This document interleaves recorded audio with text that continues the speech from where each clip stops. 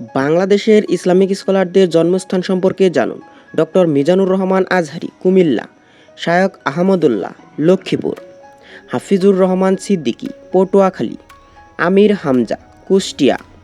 মোস্তাফিজুর রহমান, ঢাকা। রফিকুল ইসলাম মাদানী, নেত্রকোনা। আবু তহা মোহাম্মদ আদনান, রংপুর। আবরারুল হক আসিফ, বাগেরহাট। গোলাম রব্বানী যুক্তিবাদী, গাইবান্ধা। তারেক মনোয়ার, লক্ষ্মীপুর। আল্লামা মামুনুল হক, ঢাকা। মুফতি গিয়াসউদ্দিন তাহেরী, ব্রাহ্মণবাড়িয়া। মোহাম্মদ জুনায়েদ, চট্টগ্রাম। মাওলানা আব্দুল খালেক, শরীয়তপুর। ডক্টর এনায়েতুল্লাহ আব্বাসী, নারায়ণগঞ্জ। আবদুল্লাহ আল আমিন, জয়পুরহাট। আব্দুল হাই মোহাম্মদ সাইফুল্লাহ, নওগাঁ। সৈয়দ মাওলানা রেজাউল করিম, বরিশাল।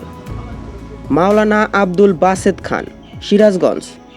সৈয়দ মোকাররম বারী, চট্টগ্রাম। মুফতি কাজী ইব্রাহিম, নোয়াখালী। ধন্যবাদ।